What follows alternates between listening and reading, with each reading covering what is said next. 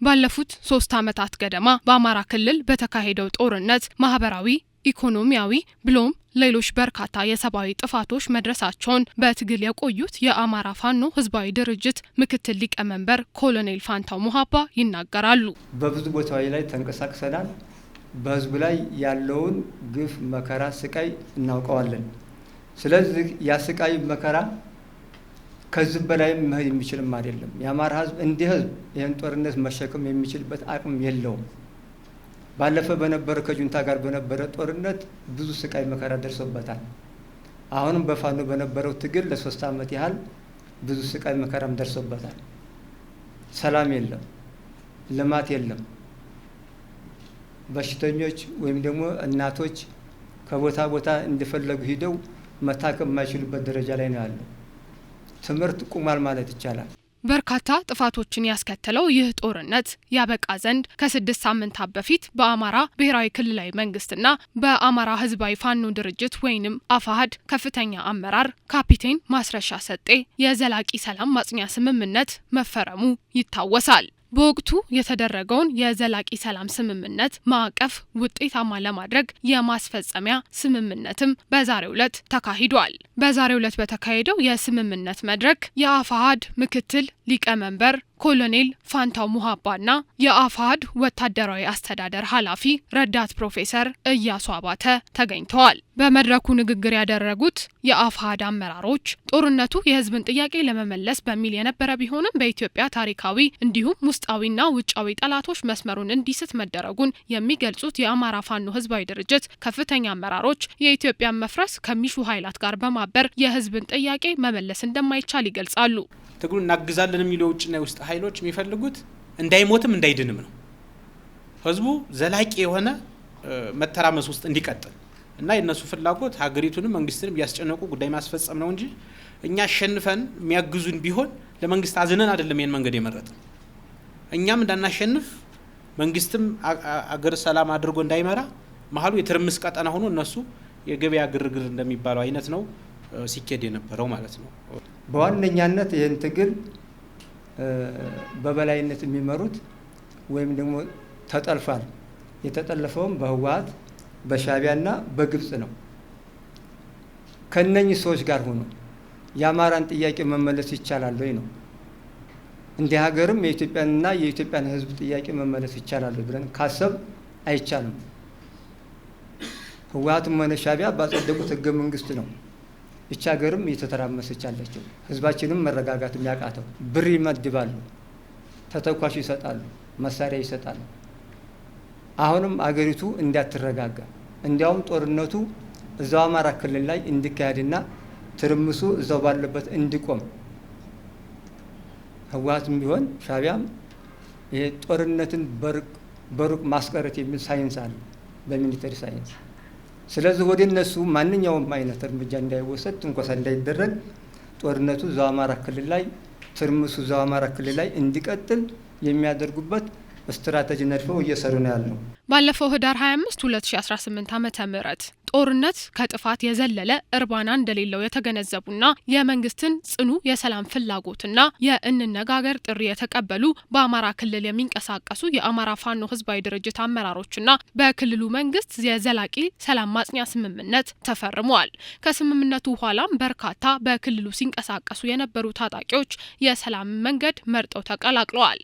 ከነዚህም ውስጥ በዛሬው መድረክ የተገኙት የአፋሕድ ምክትል ሊቀመንበር ኮሎኔል ፋንታው ሙሃባና የአፋሕድ ወታደራዊ አስተዳደር ኃላፊ ረዳት ፕሮፌሰር እያሱ አባተ ይገኙበታል። ቀደም ሲል በኢጋድና በአፍሪካ ህብረት አደራዳሪነት ከ6 ሳምንታት በፊት የተካሄደው ድርድርና ስምምነት ኋላ በዛሬው ዕለት የዘላቂ ሰላም ስምምነት ማዕቀፍ ውጤታማነት ማስፈጸሚያ ሌላኛው ትልቅ ምዕራፍ መሆኑ በመድረኩ ተነስቷል። ባለፈው ህዳር 25 ያደረግነው ስምምነት የሚሆን ዛሬ እያደረግነው ያለው የማስፈጸሚያ ስምምነት ተራ ዶክመንት አይደለም። በአማራ ክልል እየተሰሙ ያሉ የጥይት ድምጾችን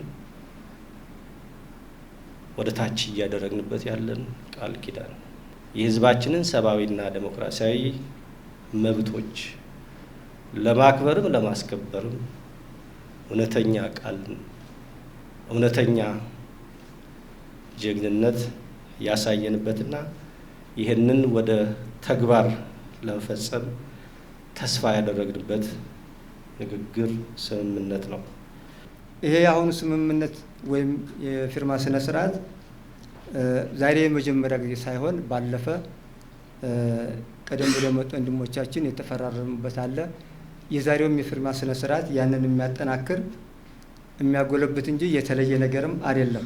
በዛሬው ዕለት በተካሄደው የስምምነቱ ማስፈጸሚያ መርሃ ግብር የሰላም ሚኒስትር መሐመድ እንድሪስ፣ የአማራ ክልል ምክትል ርዕሰ መስተዳድር ዶክተር አብዱ ሁሴን፣ የመከላከያ ሰራዊት ከፍተኛ አመራሮችና ሌሎችም የአፋሕድ አመራሮች ተገኝተዋል። ስምምነቱን አስመልክቶ በመድረኩ ንግግር ያደረጉት የሰላም ሚኒስትር መሐመድ እንድሪስ የኢትዮጵያን እንደ ሀገር መቆም የማይሹ አካላት አጀንዳ አስፈጻሚ መሆን ዛሬ ላይ ብቻ ሳይሆን በትውልድም ተጠያቂ ያደርጋል ብለዋል።